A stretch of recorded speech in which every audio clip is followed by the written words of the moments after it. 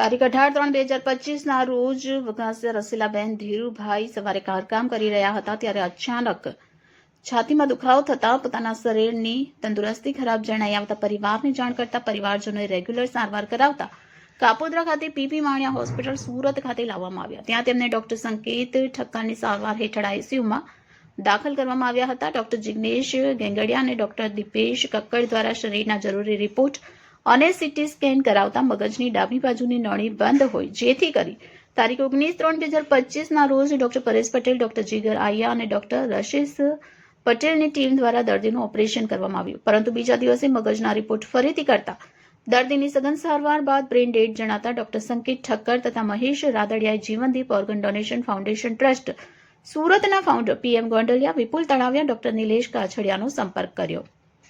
જીવનદીપ organ donation ફાઉન્ડેશનની team PP Maniya hospital ખાતે પહોંચી ત્યાં એકત્ર થયેલ રસીલાબેનના પરિવારના બધા સભ્ય સાથે મળ્યા.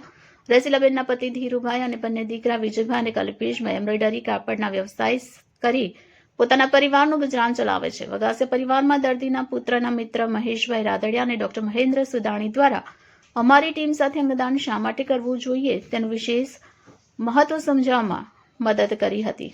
ત્યારે અંગદાન માટે પરિવારના સભ્યોની સહમતિ મળતા જીવનદીપ ઓર્ગન ડોનેશન ફાઉન્ડેશન ટ્રસ્ટ તથા પીપી માણિયા હોસ્પિટલ દ્વારા ગુજરાત સરકાર સોટો અને નોટોમાં રજીસ્ટ્રેશન પ્રક્રિયા હાથ ધરવામાં આવી હતી. જીવનદીપ organ donation foundation trust PP Maniya hospital તથા વઘાસિયા પરિવારના સંયુક્ત પ્રયાસોથી અંગદાન એ જ સર્વશ્રેષ્ઠ દાન છે, જેમને એક સમાજમાં ઉત્તમ ઉદાહરણ પૂરું પાડ્યું છે. આ પરિવાર દ્વારા અંગદાનના સંકલ્પ અને સુંદર વિચાર થકી લીવર અને બંને આંખોના દાન દ્વારા અન્ય 3 લોકોને જીવનદાન મળ્યું છે.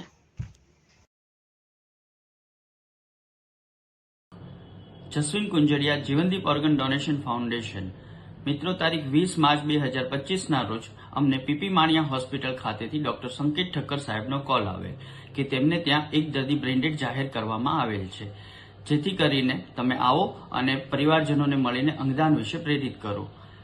આ સંદર્ભે અમારી ટીમના founder member PM Gondaliya, doctor Nilesh Kachhadiya, Vipul Talaviya સહિતની ટીમ પીપી માણિયા હોસ્પિટલ ખાતે પહોંચીને પરિવારજનોને મળી અને એમને અંગદાન વિશે પ્રેરિત કરવામાં આવ્યા, જેથી કરીને એમણે અંગદાન માટે સંમતિ દર્શાવી. તો રસીલાબેન ધીરુભાઈ વઘાસિયા જે પેશન્ટ હતા એમનું અંગદાન કરવામાં આવ્યું. અંગમાં લીવર આઈકેડીઆરસી હોસ્પિટલ અમદાવાદ ખાતે અને બંને ચક્ષુઓનું દાન લોકદ્રષ્ટિ ચક્ષુ બેંકને કરવામાં આવ્યું.